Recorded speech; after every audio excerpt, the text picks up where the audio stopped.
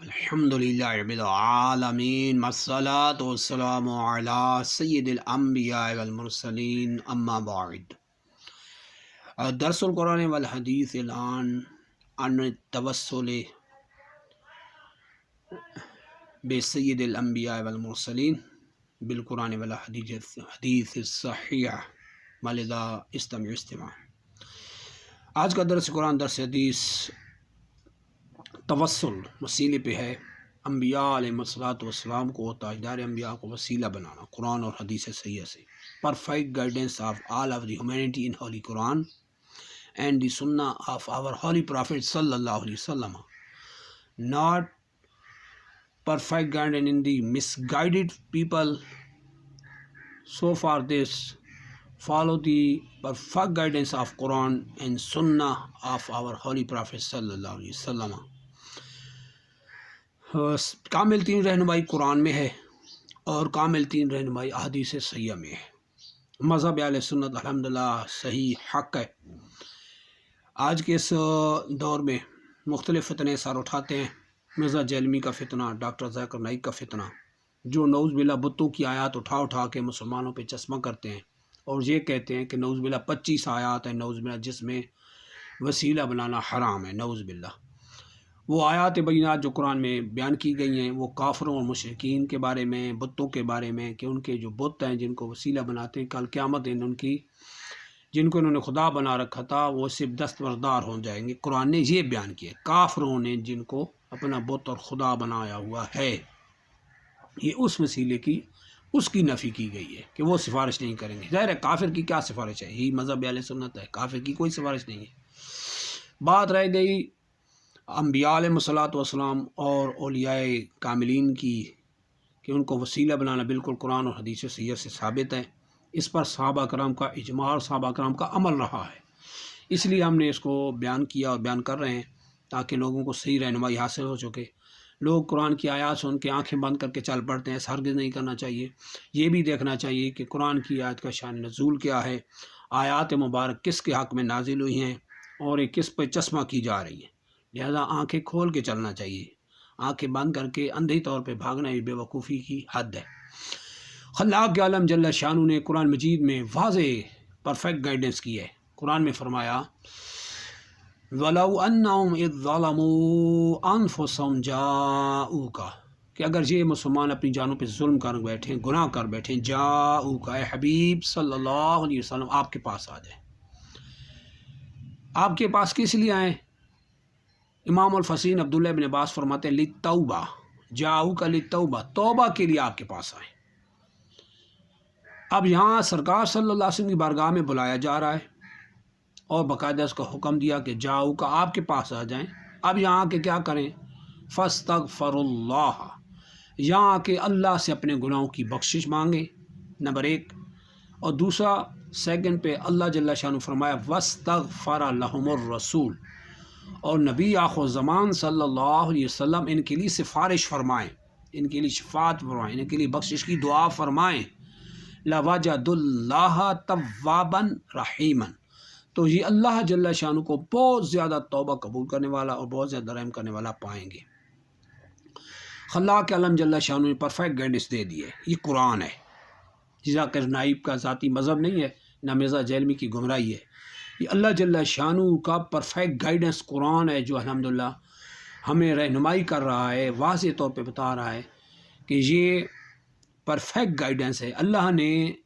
اپنے حبیب لبیب صلی اللہ علیہ وسلم کا در دکھایا اور سرکار کے توسل سے سرکار کی بارگاہ میں حاضر ہو کے ان سے بخشش کروانے کا حکم بھی دیا۔ اب کوئی جائل اٹھ کے یہ کھڑا ہو جائے کہ یہ آیت اس وقت کے لیے نازل ہوئی تھی فلاں فلاں بندے کے لیے، اب اس کا کیا حکم ہے؟ تو یہ وہی پائے گا جو پلے درجے کا الو اور جہل ہوگا، جس نے اصول قرآن، اصول تفسیر اور اصول فقہ نہیں پڑھے ہوں گے۔ اصول تفسیر، اصول فقہ کا مسلم قاعدہ ہے العبرۃ بعموم اللفظ لا لخصوص المورد، اعتبار آیت کے ظاہری لفظوں کا ہوتا ہے نہ کہ شان نزول کا، کہ کس سبب کے لیے آیت آئی، اس کا اعتبار نہیں، ظاہری لفظوں کا اعتبار ہے۔ حکم عام ہوتا ہے، حکم کیا ہوتا ہے؟ عام ہوتا ہے، ہمیشہ ذہن میں رکھیں۔ اب اس کا حکم قیامت تک کیا ہے کہ اپنی جانوں پہ کوئی ظلم کر بیٹھے، اللہ کی بارگاہ میں توبہ کرے، سرکار صلی اللہ علیہ وسلم کی بارگاہ میں حاضر ہو کر سرکار سے بخشش کی طلب کرے، سرکار کو سفارشی بنائے، سرکار صلی اللہ علیہ وسلم اس کے لیے بخشش کی دعا مانگیں تو اللہ جل شان کو بہت زیادہ بخشنے والا، قبول کرنے والا پائیں گے، توبہ قبول کرنے والا پائیں گے۔ اس مبارک میں، اس آیت کی بینہ میں ایک حدیث صحیح بھی موجود ہے۔ فسر المفسر الشہیر العلامہ القرطبی فی تفسیری الجامع لاحکام القرآن، عظیم الشان مفسر، دنیا اسلام کے جید ترین مفسرین میں سے مفسر کی تفسیر پیش کر رہا ہوں، جس کو امام قرطبی کہتے ہیں، اپنی کتاب تفسیر الجامع لاحکام القرآن، ان کی تفسیر کا نام ہے الجامع لاحکام القرآن۔ اس میں حدیث صحیح مبارکہ نقل فرمائی عن علی رضی اللہ عنہ، حضرت علی کرم اللہ وجہہ الکریم سے ارشاد فرماتے ہیں، جاء اعرابی،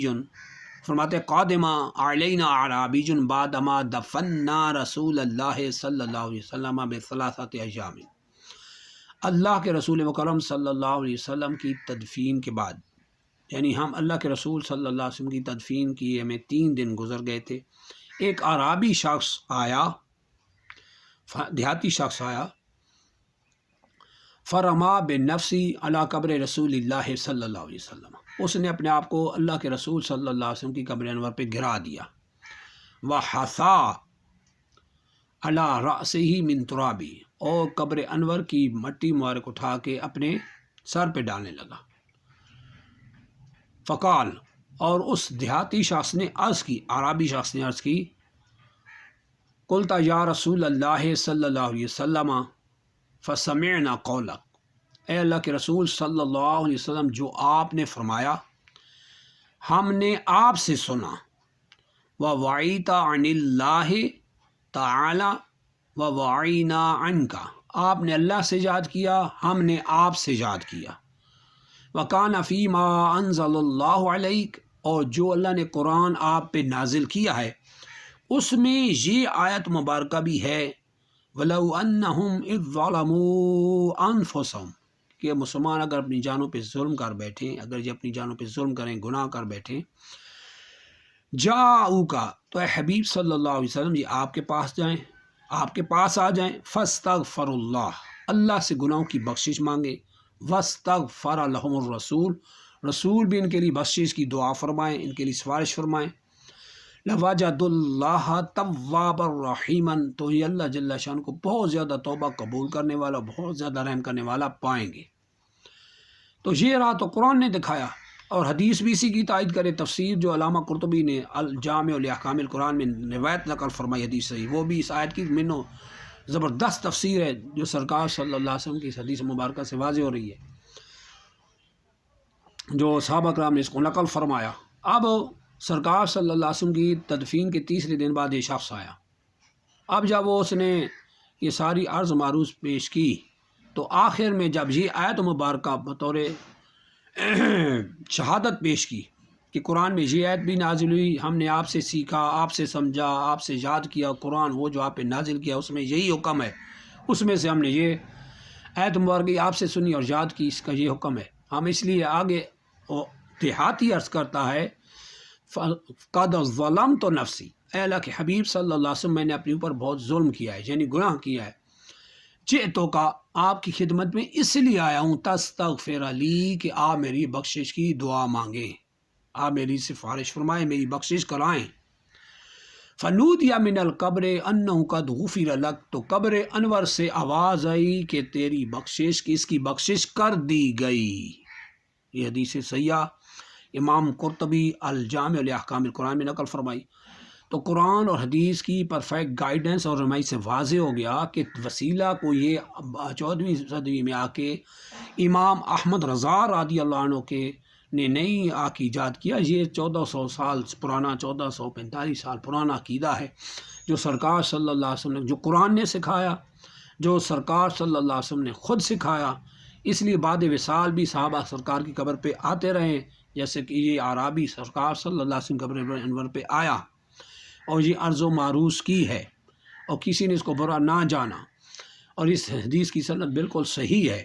آگے بھی انشاءاللہ ہم بخاری اور مسلم کی حدیث بھی پیش کریں گے، یہ دوسری قسط جو آپ کی خدمت میں پیش کی جا رہی ہے، لہٰذا یہ آج ہمارے دور میں جو گمراہی کے مختلف انداز پیش کیے جا رہے ہیں، काफरों की और बुतों की आयत उठा उठा के हम हिंदुओं और ईसाइयों के मजमू में पेश करके नऊज़ बिल्लाह सरकार सल्लल्लाहु अलैहि वसल्लम की तौहीन करवाई जाती है। और नीचे तालियां बजाने का जो अंदाज़ है ये अपने नबी की तौहीन नहीं तो और क्या है। और बुतों की आयत उठा उठा के मुसलमानों पे लगाना मिर्ज़ा जैलमी और डॉक्टर ज़ाकिर नाइक उठा के लगा रहा है। तो नऊज़ बिल्लाह ये तो बुतों और काफरों की आयतें हैं जिनके बारे में बुखारी शरीफ की हदीस में वाज़ेह अब्दुल्ला बिन उमर रज़ियल्लाहु अन्हु फरमाते हैं कि खारिज का ये तरीका है कि बुतों की आयात बैनात मुसलमानों पे चश्मा करते हैं। आप खुद अंदाज़ा लगा लें खारजी हैं या क्या है। लिहाजा होशियार, बिल्कुल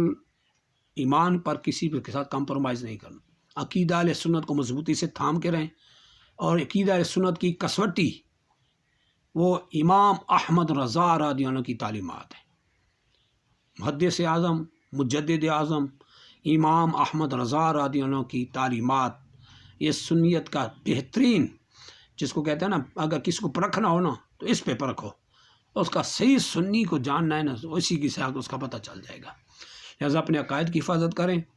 जैसे हमारे असलाफ़ हमारे इमाम अहमद रज़ा ने हमारे अकायद को बचाया, हमारे ईमान को बचाया।